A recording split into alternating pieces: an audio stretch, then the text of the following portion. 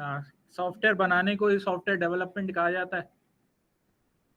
तो उस हवाले से ये समझ लें कि जो सॉफ्टवेयर डेवलपमेंट होती रही है, आज तक हुई है और हो रही है, डिफरेंट स्टेजेस से गुजरती हुई आई है। एक ज़माने में हमारे पास सॉफ्टवेयर हुआ करते थे जिनको हम कहते थे डेस्कटॉप एप्लीकेशंस।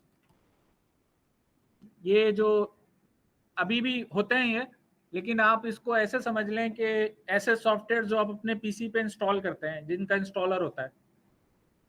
मिसाल के तौर पे एमएस ऑफिस का सेटअप आप डाउनलोड करें, या कोई समझ लें आप आईडीई डाउनलोड करके इंस्टॉल करते हैं, इंटीग्रेटेड डेवलपमेंट एनवायरनमेंट, या आप जो है वो कोई एंटीवायरस इंस्टॉल करते हैं।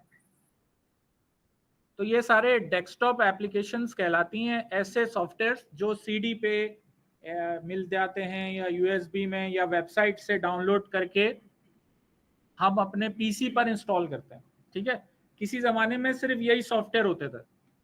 अच्छा, ये जो मैंने नाम लिखा हुआ है डेस्कटॉप एप्लीकेशन, ये कोई नाम नहीं है, जस्ट ये मेरी टर्मिनोलॉजी है। सही है। तो ये जो सॉफ्टवेयर्स हैं, यूँ समझ लेंगे जब मैं बैचलर्स कर रहा था या जब मैं पढ़ रहा था तो उस वक्त यही सॉफ्टवेयर होते थे। वेब डेवलपमेंट और मोबाइल एप्लीकेशन का कोई नाम नहीं होता था। ठीक है, ये आज से समझ लें 20 साल पहले की बात है। अच्छा, उसके बाद एक और सॉफ्टवेयर टाइप हमारे पास आई जिसको हम कहते थे या कहते हैं वेब एप्लीकेशंस। अच्छा, ये जो वेब एप्लीकेशंस हैं ये कुछ इस किस्म के सॉफ्टवेयर होते हैं जो इंस्टॉल नहीं होते, बल्कि ये ब्राउज़र पे यूआरएल के थ्रू चलते हैं। इनकी डेवलपमेंट टोटल डिफरेंट होती है। इसको इंस्टॉल करने के बजाय आपको सिर्फ एक यूआरएल पता होना चाहिए। आप वो यूआरएल ब्राउज़र पे टाइप करते हैं और वो सॉफ्टवेयर जो है वो चल जाता है। मिसाल के तौर पे गूगल है, या यूट्यूब है, या फेसबुक है। ये सारी जो ब्राउज़र पे जो चीज़ भी आप चलाते हैं ना, वो वेब एप्लीकेशन है। अच्छा, जब ये डेस्कटॉप एप्लीकेशन थी तो उस ज़माने में ये जब ब्राउज़र आया हमारे सामने पहली दफ़ा, तो लोगों ने कहा कि भाई अब तो वेब एप्लीकेशन ही होंगी, डेस्कटॉप एप्लीकेशन ख़त्म हो जाएंगी। लेकिन बहरहाल डेस्कटॉप एप्लीकेशन अपनी जगह आज भी मौजूद है और उस पर काम होता है, डेवलपमेंट भी होती है, लेकिन कम होती है। वेब एप्लीकेशंस आई तो बहुत इनकी जो है वो धूम मची और लोगों ने बहुत ज़्यादा सीखा, डिफरेंट टेक्नोलॉजीज इस्तेमाल हुई वेब एप्लीकेशन डेवलपमेंट के लिए। फिर समझ लें 2007-8 के अराउंड जो है वो हमारे सामने एक तीसरा कॉन्सेप्ट आया मोबाइल एप्लीकेशंस का। और मोबाइल एप्लीकेशंस क्या हैं? मोबाइल एप्लीकेशंस वो एप्लीकेशन होती हैं जो आप अपने मोबाइल पे इंस्टॉल करते हैं by using Google play store, अगर एंड्रॉयड इस्तेमाल कर रहे हैं तो ये मोबाइल एप्लीकेशन होती है। एक तो ये कि मोबाइल पे आप ब्राउज़र खोलें और ब्राउज़र पे कोई चीज़ चला लें, वो वेब ऐप ही होती है। लेकिन मोबाइल को बाकायदा प्ले स्टोर पे जाके आप कुछ डाउनलोड करें और उसको चलाएं, तो ये मोबाइल एप्लीकेशन होती है। इसकी डेवलपमेंट टोटल डिफरेंट है, इस डेवलपमेंट से इसकी डेवलपमेंट से, ये एक अलग स्पेशलाइजेशन है। तो हमारा जो डोमेन है इस कोर्स के अंदर वो ये वाला है। ठीक है, अब इसके अंदर जो है वो हमारे पास बहुत सारे चीज़ें हैं जो कि मैं आपके सामने अभी डिस्कस कर रहा हूँ with respect to mobile application development. ठीक है, इन बिटवीन कोई क्वेश्चन हो आपका तो आप पूछ लीजिएगा। आज की तो क्लास ही क्वेश्चंस के लिए। सही है, अभी आपने ऑनलाइन कनेक्ट किया हुआ है तो काइंडली डिस्कनेक्ट कर दें उसे, वरना मुझे मेरी आवाज़ आएगी तो ये पैराडॉक्स से बहुत बड़ा प्रॉब्लम हो जाएगा। तो मोबाइल एप्लीकेशन डेवलपमेंट है कोर्स एक्चुअली, ये जो यूजिंग फ्लटर एंड डार्ट है इसके ऊपर आ जाता है। देखिए, मोबाइल एप्लीकेशंस यूँ समझ लें दो हैं। एक तो होती हैं आईफोन की मोबाइल ऐप्स और एक है एंड्रॉयड की। ये आपके सामने एक ग्राफ नज़र आ रहा है आपको। इसमें जो बात आपको समझाने की कोशिश की गई है वो ये है कि मोबाइल ऐप्स पे ना लोग खर्चा करते हैं ऐसे, जैसे गेम है कोई तो गेम के अंदर जो है वो पॉइंट्स लेने के लिए खर्चा कर दिया, या ये कि कोई मिसाल के तौर पे हेल्थ ऐप है तो उसमें कोई पैकेज हासिल करने के लिए खर्चा कर दिया। तो ये आपके सामने कुछ बिलियंस ऑफ डॉलर्स में स्पेंडिंग नजर आ रही है, जो एक्सपेक्टेड है कि 2026 में तकरीबन 150 बिलियंस डॉलर मोबाइल ऐप्स के ऊपर लोग स्पेंड करेंगे, including iPhone and Android. IPhone पे लोग ज्यादा करते हैं, ये इनके पास पैसा ज्यादा होता है आईफोन वालों के पास नॉर्मली, और एंड्रॉइड वाले जो हैं वो थोड़े से रिलेटिवली कम पैसे वाले लोग हैं, तो ये भी स्पेंडिंग अच्छी खासी कर लेते हैं। तो एंड्रॉइड के अंदर भी ओवरऑल वर्ल्ड की फिगर है, ठीक है। यानी समझ लें कि एंड्रॉइड पे भी 2026 तक प्रेडिक्शन है। अभी इस 2024 में आप जाएं तो तकरीबन 50 बिलियन के करीब अभी भी है, तो ये बढ़कर जो है वो 70-80 तक चला जाएगा एंड्रॉइड पे, और आईफोन पे तकरीबन ये 150 से ऊपर चला जाएगा। इसका मतलब ये है कि जो मोबाइल ऐप है ना, वो कमाने का बड़ा बेहतरीन जरिया, यानी अगर हम एक मोबाइल ऐप बना लें तो उसमें कमाने के हमारे पास बहुत ज्यादा अपॉर्चुनिटीज हैं। फिर ये आपके सामने कुछ बड़ी कंट्रीज ये नजर आ रहा है ना सबको, अच्छा पीछे नजर आ रहा है ना सबको, नहीं नजर आ रहा, किसको नजर नहीं आ रहा? आप आगे आ जाए, आगे वाली रो पूरी खाली है।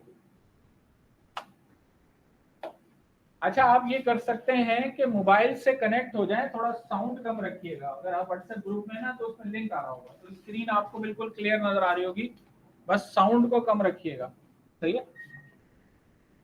तो अब ये आपके सामने कुछ कंट्री वाइज है आईफोन और एंड्रॉइड का स्मार्टफोन सेल्स, कि भाई कितनी सेल्स होती है स्मार्टफोन्स की। आजकल तो स्मार्टफोन भी होते हैं, तो वो भी आप देख सकते हैं कि कुछ कंट्रीज में एंड्रॉइड ज्यादा है, कुछ कंट्रीज में आईफोन ज्यादा है। यानी ये दो मोबाइल्स जो हैं वो बहुत ज्यादा मार्केट शेयर है इनका, लोग इस्तेमाल करते हैं।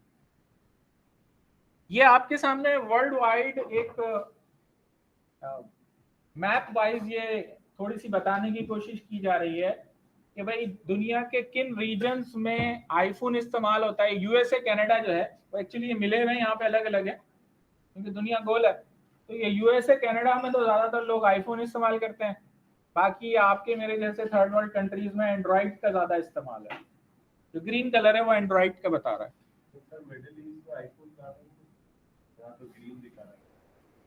ओवरऑल अगर आप देखेंगे ना, अभी करंट इस वक्त जो है वो पूरी पॉपुलेशन में 50% से ज्यादा अगर एंड्रॉइड है तो वो ग्रीन दिखा रहा है, 50% से ज्यादा अगर आईफोन है तो वो ब्लू दिखा रहा है, ठीक है।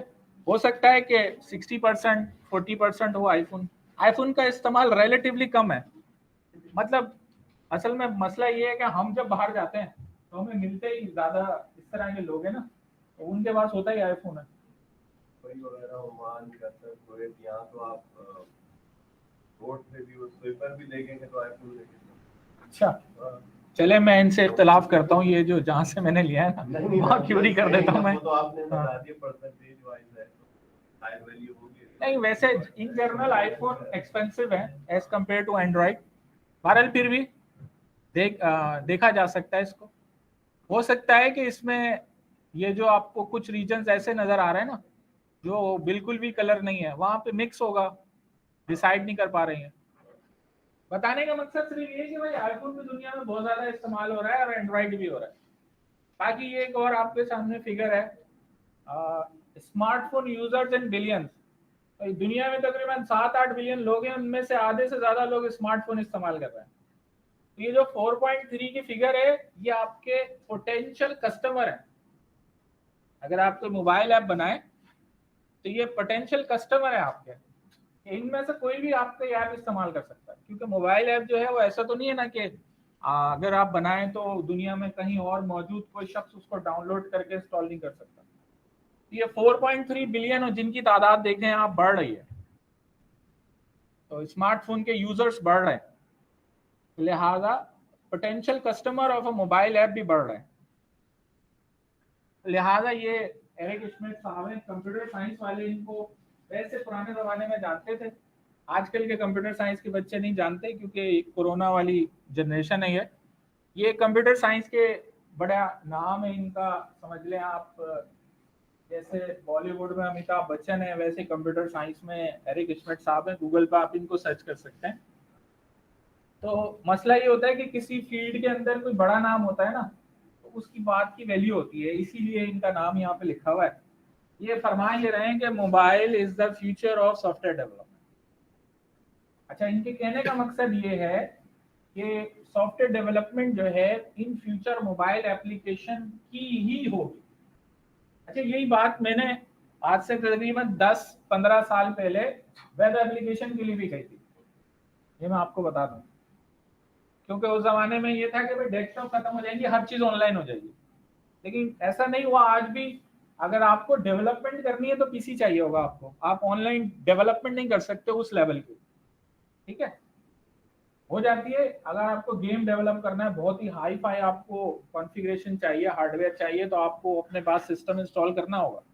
रिसर्च के लिए भी आपको एक हाई एंड कंप्यूटिंग डिवाइस चाहिए होती है। तो नीड है, ऐसा नहीं है, लेकिन कम है। इसी तरीके से वेब डेवलपमेंट भी है, आपको सॉफ्टवेयर तो ऑनलाइन ही डाउनलोड करना होता है, और सारा जो डेटा है वो ऑनलाइन ही पड़ा हुआ होता है। तो वेब डेवलपमेंट भी अपनी जगह है, लेकिन कम हो गई।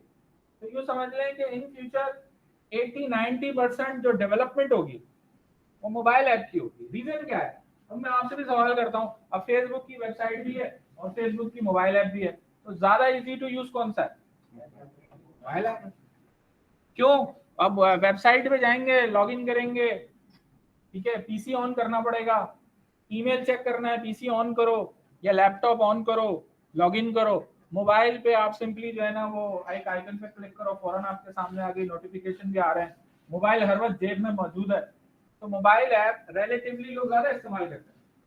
कोई सी भी आप ऐप ले लें जो कि वेबसाइट भी है और मोबाइल ऐप भी है, तो इसका मतलब लोग मोबाइल ज्यादा इजी टू यूज है, क्योंकि यूजर को इससे कोई फर्क नहीं पड़ता कि टेक्नोलॉजी कौन सी यूज हो रही है।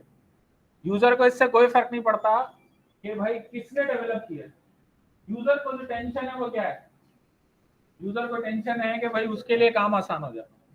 आप स्टूडेंट हैं, आगे आ जाए, लेट आने वालों को हम आगे बिठा रहे हैं।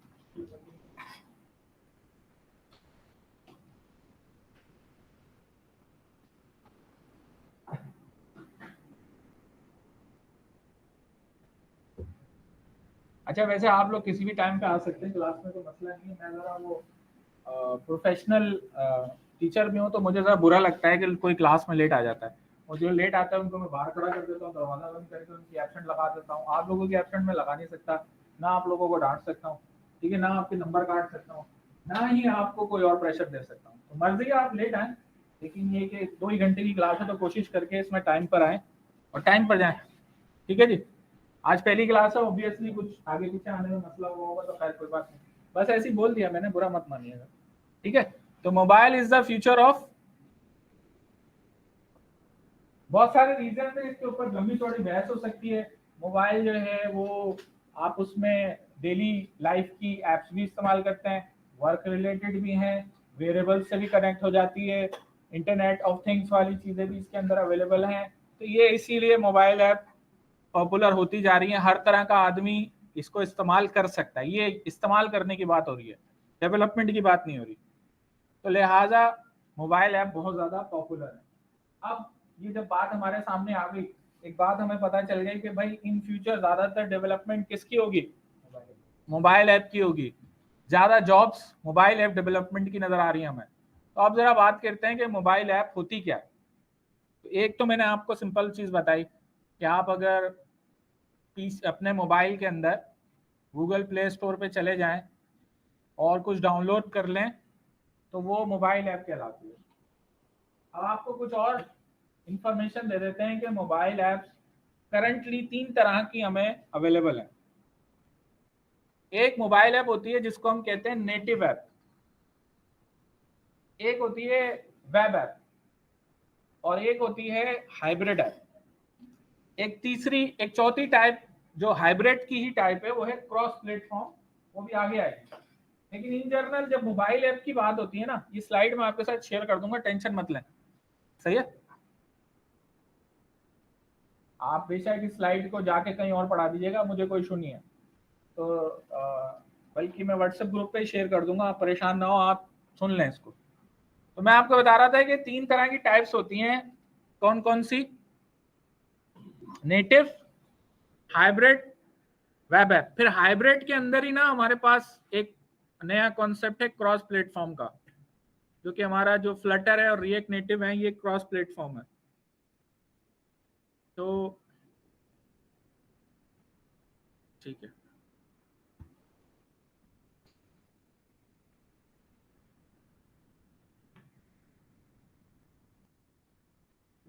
तो जनाब 3 तरह की एप्स मैंने आपको कहा हमारे पास हैं। कौन कौन सी? Native, hybrid and web app.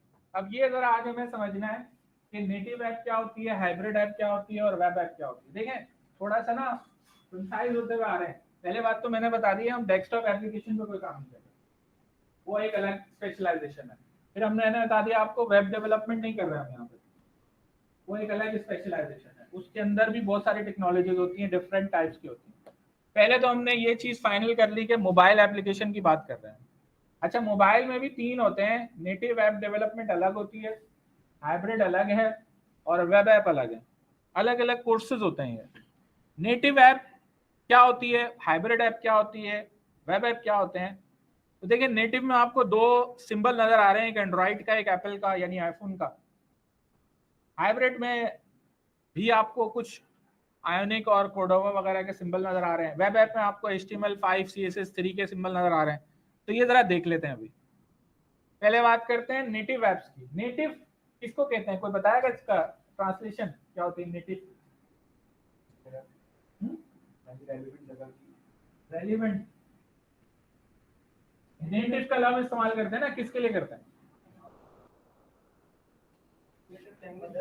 Native application के वो एंड्रॉइड मोबाइल में नहीं, नेटिव लफ्ज क्या, इसके मायने क्या? नेटिव मकामी, मतलब रेड इंडियंस जो हैं वो यूएसए के मकामी है ना, जिसको कहते हैं वहां के बासी हैं, ये वहां के लोकल्स हैं। मकामी लोग जो होते हैं वो उस जगह के बारे में जानते हैं ना, ठीक है। फिर वहां से कोई चला जाता है तो वो मकामी नहीं होता वहां। तो नेटिव का मायने जो है वो यही है। यूएसए के जो नेटिव हैं वो रेड इंडियंस है। तो नेटिव ऐप से मुराद वो ऐप है जो उस मोबाइल के ऑपरेटिंग सिस्टम के मुताबिक बनाई गई है। मोबाइल के अंदर ना इस वक्त बहुत सारे ऑपरेटिंग सिस्टम है। सबसे जो 2 पॉपुलर है ना, वो एंड्रॉइड है और आईफोन यानी कि iOS है, ठीक है। तो ऑपरेटिंग सिस्टम समझते हैं आप लोग? ऑपरेटिंग सिस्टम एक सॉफ्टवेयर होता है जो आपके पीसी को चलाने के लिए इस्तेमाल होता है। जैसे पीसी के अंदर विंडोज होता है, मैक है, लिनक्स है। लिनक्स की एक समझ लें कि चाइल्ड है जिसको कहा जाता है एंड्रॉइड। लिनक्स का एक फॉर्म है, लिनक्स को इस्तेमाल करके थोड़ा मॉडिफाई करके बनाया गया एंड्रॉइड, सही है। Android is a special operating system designed for mobile hardware, सही है। तो 2 अभी हमारे सामने एग्जिस्ट करते हैं, थे बहुत सारे और वो मर गए, ठीक है। ये तमाम ऑपरेटिंग सिस्टम्स में एक जंग हुई, उसमें 2 जिंदा बचे हैं, एक है iOS और एक है एंड्रॉइड, सही है। तो अगर मैं एक ऐसी ऐप बनाऊं एंड्रॉइड के लिए जो सिर्फ एंड्रॉइड पे चले तो वो एंड्रॉइड की नेटिव ऐप कहलाएगी। या अगर मैं iOS के लिए बनाऊं जो सिर्फ iOS पे चले एंड्रॉइड पे ना चले तो वो iOS की नेटिव ऐप कहलाएगी। बात समझ में आ रही है? तो नेटिव ऐप जो है वो देखें लिखा हुआ है टेक्नोलॉजी जावा में भी बना सकते हैं आप, कॉटलिन में भी बना सकते हैं, पाइथन में बना सकते हैं। ये जो स्विफ्ट और ऑब्जेक्टिव सी है ये आईफोन के लिए इस्तेमाल होती है। बाकी जावा की बड़ी बहन कॉटलिन ये जो है वो इस्तेमाल होते हैं जनाब एंड्रॉइड के लिए, ठीक है। पाइथन में भी मोबाइल एप्लीकेशन डेवलपमेंट कर सकते हैं हम नेटिव ऐप के लिए। इसके कुछ प्रॉज हैं, कुछ कॉन्स हैं। प्रॉज ये है कि सबसे जो फास्ट ऐप होती है ना, सब मिला लें, native, hybrid, web app, cross platform, fast सबसे नेटिव ही होती है। अभी भी सबसे जो बेहतरीन परफॉर्मेंस होगी वो किसकी होगी? नेटिव ऐप की। अगर नेटिव आपने एंड्रॉइड के लिए बनाई है तो वो सबसे फास्ट परफॉर्म करेगी, क्योंकि वो स्पेसिफिक टू हार्डवेयर बनाई गई है, उस ऑपरेटिंग सिस्टम के हिसाब से बनाई गई है, तो वो बेहतरीन चलती है। ठीक है। फिर उसकी यूआई भी और उसी के हिसाब से होती है, और वो डिवाइस के तमाम फीचर्स को एक्सेस कर सकती है जो अवेलेबल होते हैं। सही है, ये इसके फायदे हैं। लेकिन नुकसानात क्या हैं? मसला ये है कि हायर कॉस्ट टू मेंटेन है। क्यों हायर कॉस्ट टू मेंटेन है? कि अगर मैं नेटिव ऐप बनाता हूँ, तो अगर मैं एंड्रॉइड के लिए बनाऊंगा तो मेरे लिए आईफोन के यूजर मेरे पोटेंशियल कस्टमर लिस्ट से बाहर, तो मुझे 2 बनानी पड़ेगी। एक एंड्रॉइड के लिए ऐप बनानी पड़ेगी, एक आईफोन के लिए बनानी पड़ेगी, 2 टीम्स रखनी पड़ेंगी। फिर उन टीम्स को खर्चे पूरे करने पड़ेंगे, उनको मेंटेन करने के लिए दोनों को अलग अलग चलाना पड़ेगा। तो अगर मैं चाहता हूं कि मेरी ऐप सक्सेसफुल हो तो मुझे 2 टीम्स बना के 2 को चलाना पड़ेगा, इसलिए हायर है। किसके लिए? नेटिव। सही है। फिर ज्यादा स्पेस भी लेगा ये, और इसकी जो अपडेट्स हैं वो डाउनलोड करके इंस्टॉल होती हैं, खुद ब खुद नहीं होती हैं। अच्छा, ये बात अभी शायद आपकी समझ में नहीं आएगी, बाद में समझ में आ जाएगी होपफुली। बहरहाल फायदा जो है ना वो ये है कि फास्टर एंड बेटर परफॉर्मेंस, ये बस जहन में रखें। जो टेक्नोलॉजीज यूज होती हैं नेटिव बनाने के लिए, C++ है, जावा है, कॉटलिन है, ऑब्जेक्टिव सी है, स्विफ्ट है, पाइथन है, रिएक्ट नेटिव के अंदर भी नेटिव ऐप बनाई जा सकती हैं। तो ये सारी चीजें यूज होती हैं फॉर नेटिव ऐप डेवलपमेंट। ठीक है, ये मैंने आपको बता दिया। फास्ट परफॉर्मेंस है, रिसोर्सेज जो है वो फ्यू रिसोर्सेज चाहिए होती हैं। ऑफलाइन भी काम कर सकते हैं आप नेटिव ऐप में, क्योंकि वो उसी ऑपरेटिंग सिस्टम के लिए डिजाइन की गई है। ठीक है, जैसे कैमरा ऐप वगैरह होती है। मसले क्या हैं? एक तो सिंगल प्लेटफॉर्म है, या तो एंड्रॉइड पे चलेगा या iOS पे चलेगा। कॉस्ट ज्यादा है क्योंकि 2 डिफरेंट प्लेटफॉर्म के लिए आपको काम करना पड़ेगा। मेंटेनेंस ज्यादा है। ठीक है, ये किसके मसाइल हैं भाई? नेटिव ऐप के। दूसरी टाइप की जो मोबाइल ऐप होती है वो कहलाती है वेब ऐप्स। वेब ऐप्स जो हैं वो समझ लें कि ये मोबाइल पे चलाते किस तरीके से हैं कि जो ब्राउजर होता है ना, ब्राउजर जैसे कितने ब्राउजर हैं जो बताएगा मुझे? फायरफॉक्स है, क्रोम है, या माइक्रोसॉफ्ट का एज है, इंटरनेट एक्सप्लोरर पुराना था वो चले मर गया, खप गया, एज है वो। ठीक है, ओपेरा है, मतलब उस लेवल का नहीं है, अगर है वो एग्जिस्ट करता है, अभी भी जिंदा है, सांसें आ रही हैं उसको, बहुत सारे हैं।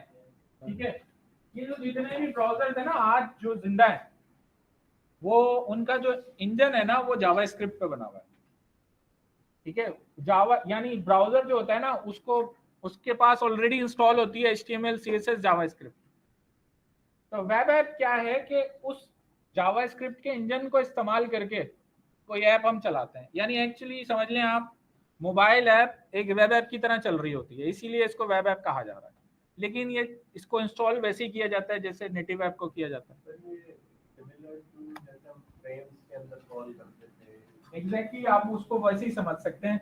वेब डेवलपमेंट में फ्रेम्स के अंदर आप दूसरा पेज कॉल कर लेते थे। तो 12, लेकिन इसको जो है ना वो आप ये जहन में रखें कि ये बनती कैसे है। इसके लिए HTML5 CSS जावास्क्रिप्ट आपको आना चाहिए, रूबी ऑन रेल्स वगैरह अगर आपको आती है, और भी टेक्नोलॉजीज हैं आप ये बना सकते हैं। ये इनके फायदे क्या हैं कि ये तमाम डिवाइसेस पे चल जाते हैं, क्योंकि हर डिवाइस पे ब्राउजर तो होता ही होता है। ठीक है ना, और इजियर टू मेंटेन है क्योंकि आपको अलग अलग नहीं बनाना पड़ रहा है। यानी ये ऐप एंड्रॉइड पे भी चल जाएगी और आईफोन पे भी चल जाएगी, तो एक ही ऐप दोनों पे चल जाएगी। ठीक है, स्टोरेज का भी मसला नहीं है, ज्यादातर चीजें ऑनलाइन ही होती हैं। लेकिन मसला क्या है? ब्राउजर पे डिपेंडेंट है, इंटरनेट कनेक्शन चाहिए, ऑफलाइन काम नहीं कर सकते, और डिवाइस के सारे फीचर भी एक्सेस नहीं कर सकता भाई। ब्राउजर जो है ना वो हर चीज एक्सेस नहीं कर सकता पीसी की, ऑफलाइन तो काम कर ही नहीं सकता। और वैसे भी फीचर्स होते हैं हार्डवेयर के, डिफरेंट काम करने होते हैं ना आपको डेवलपमेंट के दौरान, वो नहीं कर सकता ये। तो लिहाजा ये इसके मसाइल हैं। अच्छा, फिर पाइथन है, रूबी ऑन रेल्स है, PHP है, प्रोग्रेसिव वेब एप्लीकेशन की कुछ लाइब्रेरीज हैं, रिएक्ट की कुछ लाइब्रेरीज हैं, Vue.js है, वेब असेंबली है, ये सारी टेक्नोलॉजी इस्तेमाल होती हैं वेब ऐप के लिए, बाज एप्स ऐसी हैं, गेम्स वगैरह होते हैं ज़्यादातर ना, तो गेम्स की जो एप्स हैं वो ज़्यादातर इसी पे बन जाती हैं क्योंकि गेम चलती है ऑनलाइन है। और भी इस तरह की एप्स हैं जो समझते हैं आपके इस पे काम हो जाएगा हमारा, तो ये यूज़ कर लें, ये ईजियर टू डेवलप है। वेब एप्लीकेशन डेवलपर जो होता है वो ये काम कर लेता है आराम से, थोड़ी सी उसको अंडरस्टैंडिंग होनी चाहिए। तो ये वेब एप्स हैं या प्रोग्रेसिव वेब एप्स हैं, ये इन पे डेवलपमेंट होती है, अभी भी होती है। फायदे क्या है? अफोर्डेबल है, इजी है, ऐप स्टोर की कोई अप्रूवल नहीं चाहिए आपको। अब ये ऐप स्टोर की अप्रूवल क्या चीज है, ये बहुत सारे लोगों को पता ही नहीं होगी। मसला ये है कि अगर आपने कोई एंड्रॉयड ऐप बनाई है तो आप चाहते हैं कि लोग उसको इंस्टॉल करें, तो एक तो तरीका ये कि एपीके फाइल बना के किसी को दे दें, तो वो किस किस को देंगे? तो प्ले स्टोर पे अगर आपको रखनी है तो प्ले स्टोर पे खर्चा करना पड़ेगा, पहले अपना जो है ना आपको अकाउंट बनाना पड़ेगा, उनको सालाना आप $25 देंगे, फिर उसके बाद आप जब ऐप अपलोड करेंगे ना तो वो उसका पूरा जो है ना एक एनालिसिस करेंगे उसकी, और अप्रूव करेंगे तो वो ऐप स्टोर पे आएगी, हो सकता है रिजेक्ट हो जाए। मिसाल के तौर पे अगर आपने उसमें कोई ऐसी चीज लिख दी जो कि ओवरऑल किसी पॉलिसी या रूल के खिलाफ है तो वो उसको रिजेक्ट कर देंगे, ठीक है ना। जैसे आपने मिसाल के तौर पे उसमें कोई पॉलिटिकल चीज इस्तेमाल कर ली या आपने कोई वायलेंट चीज उसमें इस्तेमाल कर ली तो वो रिजेक्ट हो जाएगी। इसमें कोई अप्रूवल की जरूरत नहीं होती है, बस आपने एक वो बना लिया, उसको लोग जो है ना वो इस्तेमाल कर सकते हैं, ठीक है। और तो या ऐप स्टोर की इसमें हमें ऐसा जरूरत नहीं पड़ती अप्रूवल की। हाँ, अगर वेब एप्लीकेशन बना के मैं एंड्रॉइड की एप्लीकेशन वेब व्यू बना दूं तो वो बेहतर है। वेब एप्लीकेशन बना के एक एंड्रॉइड एप्लीकेशन बना दूं उसमें वेब व्यू बना दूं। आप जो कहना चाह रहे हैं ना वो होगा नहीं, क्योंकि वेब ऐप देखें, आप ये चाह रहे हैं कि भाई एंड्रॉइड के थ्रू मैं फीचर्स एक्सट्रैक्ट कर लूँ सारे जो मैं नहीं कर सकता, और फिर उसको फ्रंट जो है ना वो वेब पे दिखा दूँ, तो वो मसला वही है, ऑफलाइन तो वो चलेगा ही नहीं। जैसे मैंने एक वेब एप्लीकेशन बना दी, फिर मैंने एंड्रॉइड एप्लीकेशन बनाई, उसमें वेब व्यू बनाया, यूआरएल मैंने नीचे जो मैंने वेब एप्लीकेशन बनाया, कि मेरी एंड्रॉइड एप्लीकेशन ओपन हो और डायरेक्ट वो वाली वेबसाइट पे व्यू करे। स्लो हो जाएगा सिस्टम, स्लो ऐप चलेगी, स्लो। फीचर में कनेक्ट कर सकता हूँ डिवाइस के। ब्राउजर हर चीज नहीं एक्सेस कर सकता, उसमें रिस्ट्रिक्शन आ जाएगी जावा स्क्रिप्ट की, जावा स्क्रिप्ट की भी रिस्ट्रिक्शन है ना। मिसाल के देखें, जितने भी वायरसेस होते हैं ना वो किस लैंग्वेज में बनते हैं पता है आप लोगों को? जावा स्क्रिप्ट में बनते हैं, ठीक है, क्योंकि जावा स्क्रिप्ट हर सिस्टम पे रन हो जाती है। लेकिन बहुत सारे काम है जो जावा स्क्रिप्ट में हम कर नहीं सकते, या जानबूझ के जावा स्क्रिप्ट में वो फीचर दिए नहीं जाते। जावा स्क्रिप्ट से कभी भी आप डेटाबेस कनेक्ट नहीं करते, वो node.js वाली चीजें कुछ और है, ठीक है। तो लिहाजा कुछ उसमें आपको एक तो परफॉर्मेंस का इशू आएगा और कुछ लिमिटेशंस आ जाएंगी, ठीक है। या तो आपको एंड्रॉयड बनानी होगी या वेब ऐप पे जाना होगा। देखें इसमें वेब ब्राउजर पे ही चलती है, फिर इंटरनेट भी चाहिए होता है, फीचर्स लिमिटेड हैं, लिमिटेड फंक्शनैलिटीज एंड फीचर, ये इसके कॉन्स हैं, सही है। देखिए आप इस तरह की बात कर रहे हैं कि मैं, एक है ऑनलाइन ऑफिस, सही है, एक है कि मैं जो है ना वो ऑफिस इस्तेमाल करूं और फिर ऑफिस इस्तेमाल करके वेब पे उसका व्यू दिखा दूं, वो बहुत ही स्लो हो जाएगी चीज। समझ में आ रही बात आपके? परफॉर्मेंस का इशू हो जाएगा, बहुत ज्यादा प्रॉब्लम होगी। तीसरी टाइप की जो ऐप है भाई वो है हाइब्रिड ऐप। हाइब्रिड ऐप क्या है? हाइब्रिड ऐप से मुराद ये है एक ऐसी ऐप जो एंड्रॉइड पे भी चले और आईफोन पे भी चले, सही है। यानी ये मसला क्या था कि भाई नेटिव पे जब हम काम करते थे तो अब दो टीम्स बनानी पड़ रही हैं। भाई चेयर एक ये खाली पड़ी है और एक वो खाली पड़ी है, कुछ अंदर रखी है वहां से ले लो, बैठ जाओ, ठीक है। अगली दफा चादर मंगा देंगे, यहाँ पे चादर बिछवा देंगे, इल्म हासिल करें आप लोग चटाई पे बैठ के, चले जी जी जी। तो वो एक ये कुर्सी ये भी है, ये एक आई थिंक के एक ये भी है भाई, एक कुर्सी ये भी है, अच्छा जी, तो मैं ये कह रहा था कि हाइब्रिड ऐप क्या है। हाइब्रिड ऐप ये है कि ये अभी की बात नहीं है, काफी पुरानी है। वो क्या है कि भाई वो दो दो टीम बनानी पड़ रही है। अब दो दो टीम बना के कैसे काम करेंगे। इसको चेयर को ना आप थोड़ा सा इधर उधर कहीं और ले जाए, मैं जरा इधर आके स्लाइड वगैरह चेंज करूंगा। तो आप चेयर आगे पीछे, हाँ थोड़ा अंदर हो जाए। हाइब्रिड ऐप क्या है कि एक ही ऐप बनाऊं मैं और वो एंड्रॉइड पे भी चले और आईफोन पे भी चले। तो ये कुछ फ्रेमवर्क आए, जैसे आयोनिक फ्रेमवर्क है, कोर्डोवा है, ऑब्जेक्टिव सी में काम होने लगा, स्विफ्ट के अंदर ये चीजें आई, या HTML5 के थ्रू हल्की फुल्की बनाने का कॉन्सेप्ट आया। मकसद ये था कि एक ही ऐप हो जो दोनों में चले। दो टीम्स में बनवानी पड़े मुझे। दो टीम्स की वजह से मेंटेनेंस भी दो की करनी पड़ती थी। फायदे क्या हैं? क्विकर है, चीपर टू बिल्ड है, क्विकली लोड हो जाती है, कोड कम होता है, दो के बजाय एक प्रोजेक्ट होता है। लेकिन ये slow, power of native app नहीं है इसमें, ठीक है। और बहुत सारे फीचर इसमें चलते नहीं है। तो ऐसा हुआ कि हाइब्रिड ऐप पे बहुत सारे लोग शिफ्ट हुए, दोबारा नेटिव पे आ गए, क्योंकि स्लो था। यूजर को इससे कोई फर्क नहीं पड़ता कि बनाया है किस चीज में, उसको क्या चाहिए। भाई आप किसी रेस्टोरेंट में जाएं, बर्गर ऑर्डर करें, सही है, और बर्गर का जायका अजीब सा हो, आप कहेंगे भाई शेफ जाकिर ने बना के दिया, आप कैसी बात कर रहे हैं। तो वो कहेगा भाड़ में जाओ यार, मुझे अच्छा बर्गर चाहिए, किसी से भी बना के दो, ठीक है। तो ऐप जो है ना वो होनी क्या चाहिए, अच्छी होनी चाहिए, उसका काम होना चाहिए, उसमें बग नहीं होने चाहिए। उससे फर्क नहीं पड़ता कि कोई भी फ्रेमवर्क हो। तो ये थोड़े से प्रॉब्लम इसमें आए कि स्लो हो गई, मसाइल हुए। तो लिहाजा इसके लिए शुरू शुरू में जो टर्म्स आई, ये फ्लटर शुरू में जब आई थी, आयोनिक है, ऑब्जेक्टिव टी है, ये माइक्रोसॉफ्ट वाले ने ज़ैमरीन XAML के अंदर, C# के अंदर इन्होंने अपना फ्रेमवर्क दिया। अपाची वालों ने कोर्डोवा है, फिर ऐप मेकर, इस तरह की चीजें थी जिनकी मदद से हाइब्रिड ऐप बनाना शुरू कर दी गई। इसका फायदा ये था कि मल्टी प्लेटफॉर्म सपोर्ट थी, दोनों पे चल जाता था, जल्दी डेवलप हो गई हैं, इंटरनेट का वेब ऐप वाला मसला नहीं था।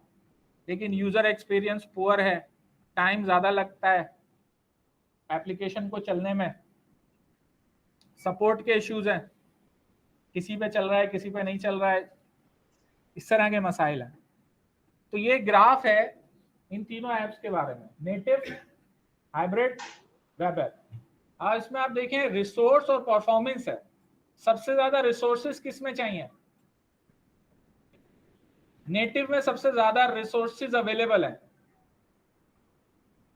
और सबसे कम रिसोर्सेज किस में अवेलेबल है? वेब ऐप में सबसे कम रिसोर्सेज अवेलेबल है। परफॉर्मेंस सबसे किसकी बेस्ट है? नेटिव की है। और सबसे बुरी परफॉर्मेंस किसकी है? हाइब्रिड आपको बीच में नजर आ रहा है, सही है।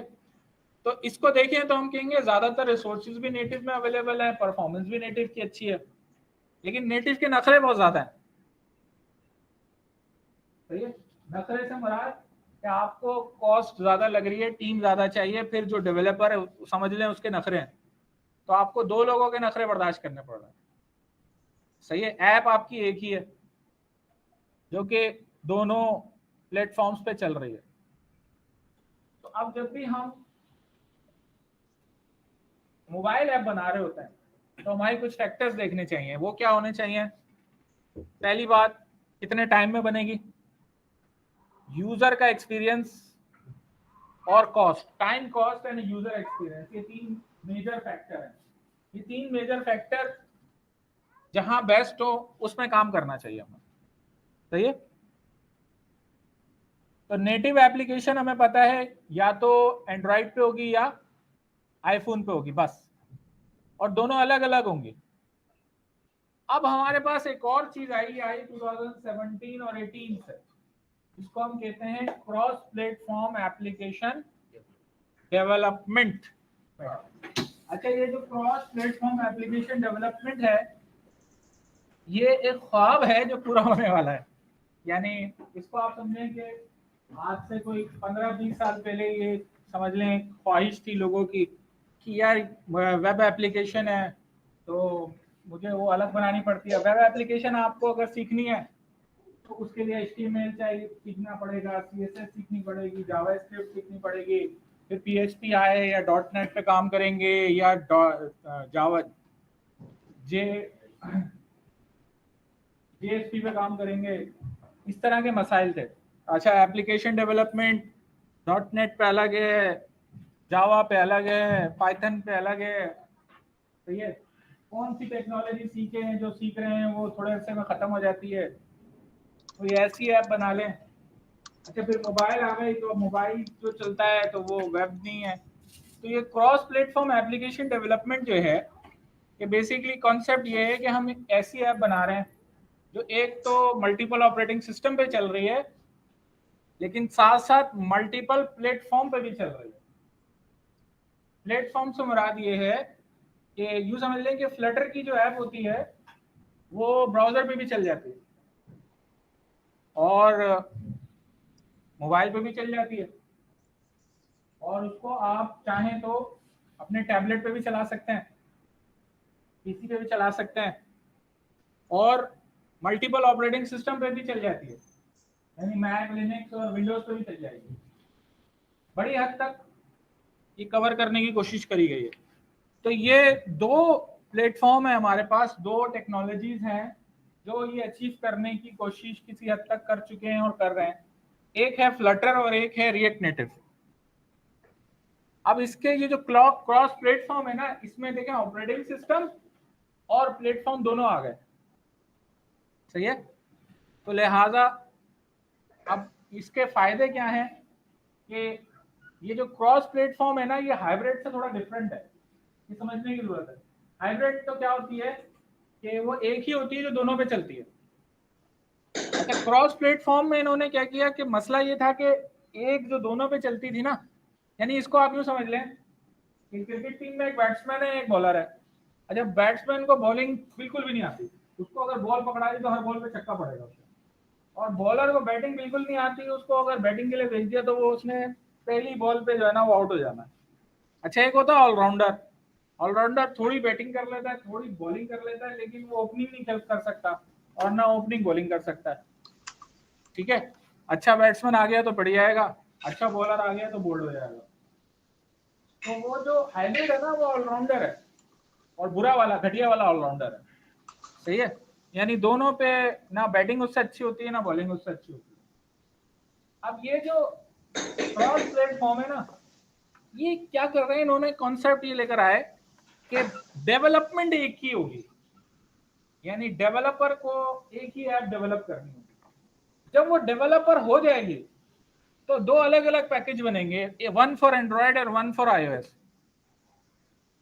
यानी डेवलपमेंट टाइम एक का ही होगा, लेकिन जब वो डिप्लॉय हो रही होगी तो दोनों के लिए अलग अलग पैकेज बनेंगे, और वो packages just like native app की जो पैकेजेस होते हैं वैसे ही बनेंगे।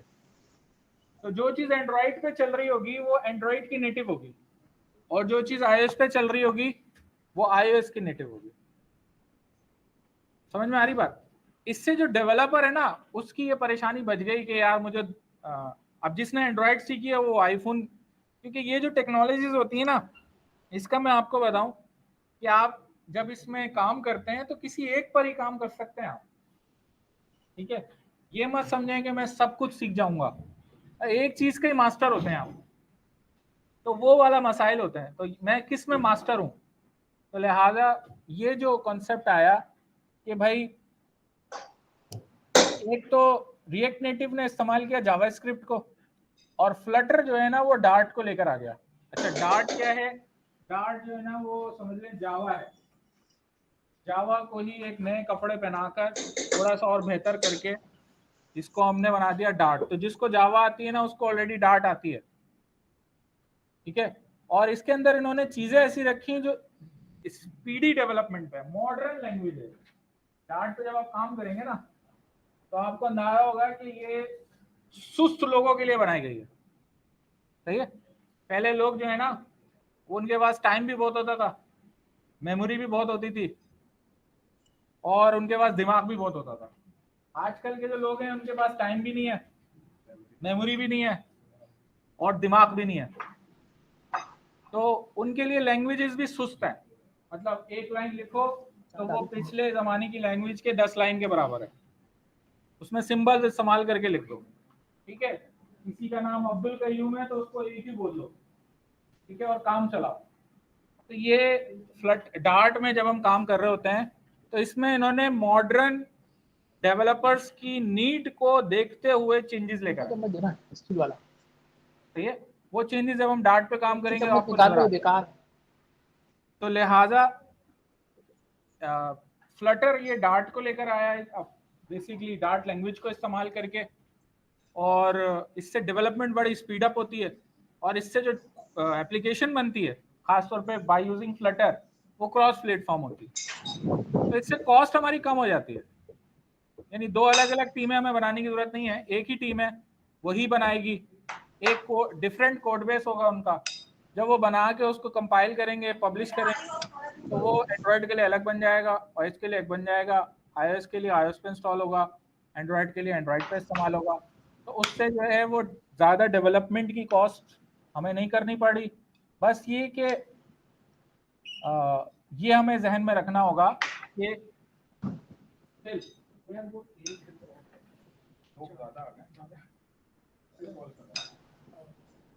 और जो ऑनलाइन ठीक है, तो ये इस हिसाब से हमारी जो है ना इसमें कॉस्ट बच जाती है। अलबत्ता मसले क्या हैं, अब स्पेस बहुत ज़्यादा चाहिए हमें, हार्डवेयर भी ज़्यादा चाहिए, और स्टिल ये नेटिव ऐप से फिर भी स्लो है। ठीक है, और मसला इसमें ये आता है कि जब आप अपडेट कर रहे होते हैं थोड़ा सा टाइम लगता है, क्योंकि दोनों में अपडेट करना होता है। ठीक है, तो ये स्टिल ये नेटिव ऐप से कम है, लेकिन इन्होंने क्रॉस प्लेटफॉर्म ने हाइब्रिड से आगे बढ़ के ना प्लेटफॉर्म के ऊपर आ गए हैं। यानी पहले तो हाइब्रिड क्या था, हाइब्रिड सिर्फ और सिर्फ एंड्रॉइड और आईओएस के ऊपर बात कर रहा था, ये प्लेटफॉर्म के लेवल पे आ गए। तो आप यूँ समझ लें कि वो होता है ना, एक रेस लगी हुई है और रेस में शामिल हुए 50 लोग, लेकिन अब रेस शुरू हुए हुए आधा घंटा हो गया है और 40-50 रह गए हैं, 4-5 पीछे रह गए हैं और 4-5 आ गए हैं। फिर वो 4-5 में भी आखिर के मिनट में रेस लग रही है, तो उसमें से भी 2-3 पीछे रह गए हैं और सिर्फ 2 हैं, 2 में कंपटीशन चल रहा है। तो इस वक्त जो है ना ये 2 में जो है ना समझ लें मामला है, एक है फ्लटर और एक है रिएक्ट नेटिव। यानी इस वक्त जो नजर आ रहा है ना, क्योंकि भाई फ्यूचर के अंदर कौन ज्यादा हमें फलता फूलता नजर आ रहा है। मतलब ये होता है ना कि भाई इन्वेस्ट कहाँ करें। देखिए, जब कोई टेक्नोलॉजी हम सीख रहे हैं तो उसमें इन्वेस्ट कर रहे हैं अपने आप। मतलब ये मैं कोई चीज सीखूं और वो कुछ अरसे बाद वो चीज ही खत्म हो जाए। अब मैं आपको 10 चीजों के ऐसे नाम बता सकता हूँ जो मैंने सीखी वो अब इस्तेमाल ही नहीं होती। ठीक है, आपको क्या पता AS400 क्या चीज है, आपको क्या पता कोबॉल क्या चीज है, नहीं पता ना, आपको कभी नहीं, इस्तेमाल नहीं होती है ये चीजें। ठीक है, बहुत सारे डेटाबेस मैनेजमेंट सिस्टम है खत्म हो गए, बहुत सारी प्रोग्रामिंग लैंग्वेजेस है खत्म हो गई। तो अभी जो लोग हैं वो बड़े हैं स्मार्ट, वो कहते हैं हमें वो चीज सिखाओ जिसका फ्यूचर ब्राइट है, जिसकी फ्यूचर में हमें नजर नहीं आ रहा। तो अब ये हम कह रहे हैं कि भाई इन दो का फ्यूचर ब्राइट है। क्यों कह रहे हैं? क्योंकि दोनों का ना मैका स्ट्रांग है। मैका स्ट्रांग होने से क्या मुराद है? देखिए, फ्लटर जो है वो है गूगल वालों का और रिएक्ट नेटिव है फेसबुक वालों का। सही है, तो जब तक फेसबुक कहीं नहीं जा रहा, यानी फेसबुक को आप कहते हैं मेटा, जब तक मेटा कहीं नहीं जा रहा रिएक्ट नेटिव है, और जब तक गूगल कहीं नहीं जा रहा फ्लटर है। ठीक है, तो इन दोनों का मैका बड़ा स्ट्रांग है, इसकी वजह से जो है इनकी कम्युनिटी ज्यादा है, कम्युनिटी का बड़ा फर्क होता है। आप लोगों ने अगर आप कहीं आर्टिफिशियल इंटेलिजेंस का कोर्स करने जाएंगे ना, तो आजकल आर्टिफिशियल इंटेलिजेंस में सिखाई जाती है पाइथन। पाइथन क्यों सिखाते हैं भाई? क्या एआई के एल्गोरिथम बाकी लैंग्वेज में इंप्लीमेंट नहीं हो सकते? हो सकते हैं, लेकिन पाइथन में लाइब्रेरी बन गई है बहुत सारी, ठीक है, मशीन लर्निंग की, डीप लर्निंग की, जिसमें वो काम बड़े आराम से हो जाता है। तो लोग पाइथन सीखते हैं। अभी C# में और जावा में वो लाइब्रेरीज उस लेवल की नहीं बनी हुई जो पाइथन में बनी हुई है रिलेटेड। तो फ्लटर और रिएक्ट नेटिव का ज्यादा फायदा ये है कि इनकी कम्युनिटी स्ट्रांग है। फ्लटर के विजेट्स बने हुए बहुत सारे, रिएक्ट नेटिव के कंपोनेंट्स बहुत सारे बने बनाए अवेलेबल होते हैं, वो हम इस्तेमाल कर रहे होते हैं। ज्यादा से ज्यादा एप्स इनमें बन रही हैं, तो फ्यूचर इनका ब्राइट नजर आ रहा है। लेकिन ये एग्जैक्टली बात ये है कि जो असल बात है कि ये है प्रिडिक्शन। कल को कोई नई टेक्नोलॉजी आती है, कोई नया हार्डवेयर आ जाता है, कोई ऐसी चीज आ जाती है, सब साइड पे हो जाए और नई चीज के ऊपर लग जाए, तो वो ऐसा नहीं है कि ऐसा हो भी सकता है, लेकिन ज़ाहिरी तौर पे नजर ये आता है कि भाई ये दो चीजें हैं, अगर इनमें से किसी एक चीज पे आज काम किया जाए तो ये कि अगले 5-10 साल जो है वो इन्वेस्टमेंट फायदेमंद होगी, वो ऐप बनाना जो है वो हमें फायदेमंद नजर आएगा। अब इन दो चीजों पे भी गौर कर लेते हैं। एक तो है फ्लटर। देखिए ये फ्लटर जो है वो ओपन सोर्स प्लेटफॉर्म है for coding and developing apps for both Android and iOS. और किसने डेवलप की जनाब? गूगल ने। और दिसंबर 2018 में इसके ऊपर से पर्दा उठाया गया, यानी समझ ले मंजर आम पर आई ये चीज। और इन्होंने किया ये कि एक डार्ट जो कि open source free programming language है, ठीक है, वो इस्तेमाल की इसके अंदर। और इसमें डेवलपमेंट जो है ना बहुत होती है, मतलब मैंने जब बात जो कही है ना आपको, अच्छा मसला ये है कि सुस्त लोगों को सुस्ती समझाना जरा मुश्किल काम है, ठीक है, यानी इसमें कम अल्फाज में आप ज्यादा लिख रहे होते हैं, बस ये बात समझ लें आप, ठीक है। लेकिन जब आप कम अल्फाज में ज्यादा लिख रहे होते हैं तो वो होता भी कॉम्प्लिकेटेड है। तो लिहाजा इसमें आपको 2 लाइनों का कोड लिखा हुआ नजर आ रहा होगा, उसका अंदर आप बैकग्राउंड में आएंगे तो आपको पता चलेगा कि इसमें तो 200 लाइनें लिखी हुई, लेकिन ये कि ये लिखा हुआ 2 लाइनों में होगा। तो एक तो इसमें क्रॉस प्लेटफॉर्म एप्लीकेशन बनती है, सिंगल कोड बेस होता है, समझ लें एक फोल्डर होता है, और यही ऐप जो है वो वेबसाइट के तौर पे भी, मोबाइल ऐप के तौर पे भी और डेस्कटॉप ऐप के तौर पे भी इस्तेमाल हो सकता है। बात समझ में आ रही है? ये मतलब है क्रॉस प्लेटफॉर्म का, जो मैंने शुरू में आपको बात बताई कि डेस्कटॉप अलग है, वेब अलग है, मोबाइल अलग है। जी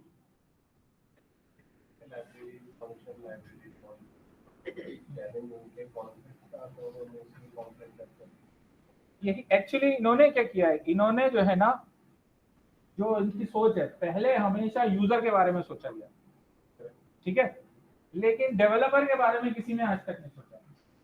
अब पहली दफा डेवलपर के बारे में सोचा था, तो फ्लटर और रिएक्ट नेटिव ने किया ये कि डेवलपर के बारे में सोचा। पहले ये था कि भाई आपको ये स्पेशलाइजेशन थी, या तो आप डेस्कटॉप एप्लीकेशन कर सकते हैं या मोबाइल एप्लीकेशन करेंगे या वेब करेंगे, फिर उसके अंदर है। इन्होंने कहा यार डेवलपर या इस जो हमारा लर्नर है वो परेशान है कि मैं क्या सीखूं क्या ना सीखूं, तो वो कह रहे हैं आप सिर्फ ये सीखें, सब पे काम कर लेंगे। अच्छा कर ये रहे हैं कि जब आप काम करते हैं तो एट दी एंड जब आप उसको कंपाइल कर रहे होते हैं तो सबके लिए अलग अलग ये चीजें निकाल रहे होते हैं और उनके हिसाब से निकाल रहे होते हैं। सिर्फ एक क्वेश्चन ये आ रहा था जैसे आपने कहा कि कम लिखा, जो स्टेटमेंट लिया वो पूरी प्रोग्रामिंग की हैंडल कर रहा है, कॉम्प्लेक्स हमारे सॉल्यूशंस होते हैं, उसमें लाइब्रेरी कॉन्फ्लिक्ट्स के चांसेस हैं, पीछे तो लाइब्रेरी फंक्शन, हाँ ये वो चांसेस कितने हाई रिस्क, लाइब्रेरी के ऊपर इनका अपना एक रैपर है और वो उस चीज को हैंडल कर रहा है। मतलब ये ऐसा नहीं हुआ नहीं है बहुत हाई रिस्क, ये ऐसा नहीं है कि ये काम पहले लोगों ने सोचा नहीं था, लेकिन पहले हो नहीं पा रहा था, अब हो गया है आहिस्ता आहिस्ता। मतलब आज से ऐसा नहीं है कि ये करने वाले जो है बहुत ज्यादा जीनियस हैं, लेकिन अपॉर्चुनिटी अब आई है क्योंकि डेवलपमेंट इतनी होती चली गई, चीजें इतनी बढ़ती चली गई। तो अभी भी आप देखेंगे ना तो इंटरनली वो ऑपरेटिंग सिस्टम के बिल्कुल डेप्थ में जाके देखेंगे तो निकलेगी वही सी, ठीक है, लेकिन वो सी के ऊपर वो C++ और उसके ऊपर ये जीबी और फिर जावा और एट दी एंड आपके सामने नजर वो ऊपर आ रहा है।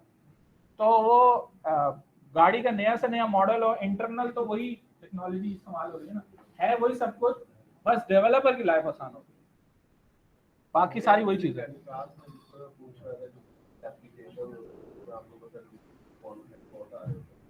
अभी आपने कम यूज स्मॉल स्टेटमेंट डिफाइन कर, हाँ और पीछे काइंड ऑफ एआई कह लें जो उन्होंने एल्गोरिथम्स बनाए और स्टैक ऑफ फंक्शन और मल्टीपल, अगर मैं स्टेटमेंट्स ला रहा हूं क्योंकि बिजनेस एक्टिविटीज है वो कॉम्प्लेक्स है compare to small like Facebook. देखें जो मैंने बात कही थी ना उसको आप यूँ समझ लें कि जावा के अंदर एक चीज होती है एनोनिमस मेथड, ठीक है, वो पैरामीटर के अंदर फंक्शन बनता है पूरा। यहाँ पर ये है कि आपके पास एक ही सिंबल है लैम्डा, लैम्डा लिखते हैं तो वो एनोनिमस फंक्शन पूरा खुद ही बन जाता है, ठीक है, और उसमें पूरा फंक्शन की बॉडी बनाकर उसके पैरामीटर लगाकर करने की जरूरत नहीं है, सिंपल लैम्डा एक्सप्रेशन लिख के बॉडी लिखती है, तो काम पीछे वही हो रहा है। मैं सिर्फ ये पूछ रहा हूँ कि जो रिस्क है फॉर मल्टीपल बिजनेस एप्लीकेशन में हमें मल्टीपल लैम्डा यूज करने होंगे, फॉर एग्जांपल ठीक है, एप्पल बनाना ऑरेंजेस सब मिक्सअप होगा, हाँ। तो उसमें लाइब्रेरी कॉन्फ्लिक्ट चांस कितना है? देखें है, इसको मैं आपको यूं समझाऊं कि देखें, क्योंकि आप सैप पर काम कर रहे हैं ना, तो मैं समझ रहा हूं आपका क्वेश्चन। देखें सैप अपनी जगह मौजूद है, लेकिन इसको आप ये समझ लें कि 80% जो प्रॉब्लम्स हैं हमारी वो इधर आ जाएंगी, स्टिल 10-20% वो स्पेशलाइज्ड ही करना होगा, ठीक है, लेकिन वो 80% जो है ना वो सारा इधर आ कवर हो जाएगा, जाएगा। क्योंकि 100% कभी भी नहीं हो सकता ये, ठीक है। Hardly 20-30% वो आपका स्पेशलाइज्ड वो रहेंगे, उनकी नीड रहेगी, लेकिन वो कम हो जाएंगे, ठीक है। ये ज्यादा मार्केट को ये कैप्चर कर रहे होंगे 80%, क्योंकि 80% सिंपल एप्स होती हैं, वो तो 60% तो है ही है। वो ऐसी चीजें हैं कि वो कॉमन है, नॉर्मल है। रेस्टोरेंट ऐप, अब रेस्टोरेंट में क्या होगा, ठीक है। अब वो बड़े लेवल पे जाके, जब एंटरप्राइज लेवल पे जाके हम काम कर रहे होते हैं, तो वहां पे जो चीजें आएंगी वो अभी भी वही है।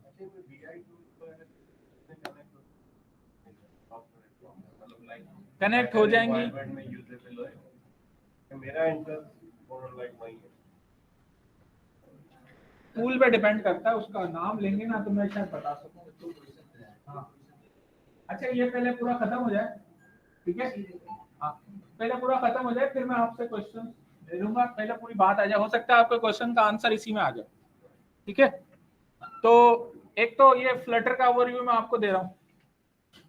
अच्छा, ये आपके सामने एक डायग्राम है जिसमें थोड़ा सा फ्लटर को समझाया गया है, अभी आपकी समझ में नहीं आएगा ऑब्वियसली, बस सिर्फ समझाने की बात ये है कि यहाँ पे जो चीज नजर आ रही है ना आपको, वो है विजिट रेंडर, सही है। एक यहाँ पे एक फिगर नजर आ रही है आपको, विजिट रेंडर, सही है। और ऐप जो है ना, देखें उस पर लिखा हुआ है नेटिव कोड, बाकी कैनवस है, इवेंट है, ये सारे audio, Bluetooth, sensors, location, camera, ये मोबाइल के अंदर चीजें होती हैं। ये प्लेटफॉर्म चैनल से कनेक्ट है, और वहां पे जो रेंडरिंग हो रही है ना, वो विजिट रेंडर से हो रही है। अच्छा, इसके मुकाबले में रिएक्ट नेटिव में देखेंगे ना, तो यहाँ पे आपको जो चीज नजर आ रही है वो नजर आ रही है ब्रिज, ठीक है। तो बस ये फर्क है, और यहाँ पे जावास्क्रिप्ट है, वहां पे नेटिव कोड है। तो फ्लटर और रिएक्ट नेटिव में सिर्फ ये फर्क है। रिएक्ट नेटिव की बात करें तो ये जावास्क्रिप्ट बेस्ड फ्रेमवर्क है, जो कि iOS एंड्रॉइड दोनों पे चलता है, और इसको 2015 में फेसबुक वाले लेकर आए, ठीक है। अच्छा, अब इसमें एक चीज मैं आपको बता दूं, फ्लटर और react native point of view से, कि कुछ लोग होते हैं जिनको कोडिंग करना अच्छा लगता है, मतलब उनको कोडिंग करना अच्छा लगता है ज्यादा, उनके लिए ना फ्लटर ज्यादा वो है, मिजाज होता है ना लोगों का, कुछ लोगों का मिजाज होता है, मिजाजन, कुछ लोग होते हैं डिजाइनर, कुछ लोग होते हैं डेवलपर, कुछ लोग ड्रैग ड्रॉप करके काम करना ज्यादा पसंद करते हैं, कुछ लोगों को शौक होता है कि हम टाइप करें। तो टाइपिंग वाले जो लोग हैं ना, उनके लिए फ्लटर ज्यादा सूटेबल है, सही है। बाकी जो लोग पहले वेब डेवलपमेंट कर चुके हैं, उनके लिए रिएक्ट नेटिव ज्यादा सूटेबल है, क्योंकि इसमें वो HTML, CSS, जावास्क्रिप्ट वाले कॉन्सेप्ट अवेलेबल हैं। तो अगर जावास्क्रिप्ट आपको बहुत अच्छी आती है तो रिएक्ट नेटिव आपके लिए ज्यादा सूटेबल है, ठीक है। अब ये दोनों का एक कंपैरिजन है, गूगल वालों का है, एक फेसबुक वालों का है, उसमें डार्ट यूज होती है, उसमें जावास्क्रिप्ट की लाइब्रेरी है रिएक्ट के नाम से। बाकी यहाँ पे जो टूल्स हैं वो एंड्रॉयड स्टूडियो है, विजुअल स्टूडियो है। अच्छा, यहाँ पर आपके पास ये दूसरे हैं, सबलाइम है, एटम है, फिर इसी तरीके से गूगल एड की जो ऐप है वो फ्लटर में बनी हुई है, इंस्टाग्राम रिएक्ट नेटिव में बना हुआ है, नेटफ्लिक्स रिएक्ट नेटिव पे चल रहा है इस वक्त, ठीक है। फिर बाकी जो है ना, वो अब जाहिर है मैं फ्लटर पढ़ा रहा हूँ तो उसकी तारीफ लिखी हुई है यहाँ पे, बस असल बात ये है कि दोनों ही इस वक्त जो है ना वो बेस्ट है, आप दोनों को यूज कर सकते हैं। आर्किटेक्चर पॉइंट ऑफ व्यू से ये रिएक्ट नेटिव का आर्किटेक्चर है। अच्छा, इसको जरा आप गौर करें। अच्छा, समझ में ना आ रहा ना तो घबराने की जरूरत नहीं है, बस ये एक सिंपल बात को समझा रहे हैं। ये फ्लटर है, तो आप देखें होता क्या है कि आपकी ऐप होती है, वो मटेरियल ऐप में कन्वर्ट होती है, फिर होम पेज बनता है, फिर वो स्कैफोल्ड होता है, यानी उसकी समझ लें कलरिंग वगैरह हो जाती है, फिर उसमें ऐप बार सेंटर है। ये जो है ना टैग बेस आपको इसमें चीजें नजर आएंगी फ्लटर के अंदर। जो HTML में टैग्स होते हैं ना, वैसे इसके अंदर आपको डिफरेंट जो है ना वो टैग्स नजर आ रहे होंगे, टैग बेस काम कर रहे होंगे। इधर जो है ना वो थोड़ा डिफरेंट है। यहाँ पे हम react.js इस्तेमाल करके, जावास्क्रिप्ट इस्तेमाल करके कंपोनेंट बनाते हैं जावास्क्रिप्ट के, और फिर वो ब्रिज होता है, ब्रिज उसको जो है ना वो नेटिव में कन्वर्ट करता है। लेकिन हम क्योंकि कोर्स कर रहे हैं फ्लटर का, तो हमारा फोकस किसके ऊपर होगा? फ्लटर के ऊपर। ये भी एक डायग्राम है जो आपको दिखा रही है पॉपुलैरिटी ट्रेंड। इसमें फ्लटर अभी ऊपर है, ये रेड वाला जो है ना वो फ्लटर है, सही है। ओवरऑल गूगल के अंदर जो है ना वो मैथमेटिशियन ज्यादा है, और